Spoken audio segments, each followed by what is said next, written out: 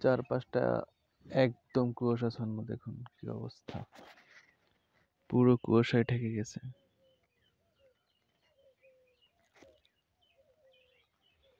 সম্পূর্ণটা কুয়াশায় আবদ্ধ হয়ে আছে।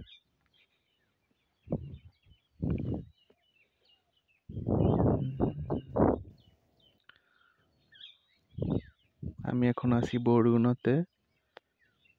এটার নাম হচ্ছে ফুলঝুরি গুলিশেখালী এর মাঝখানে একটা গ্রাম।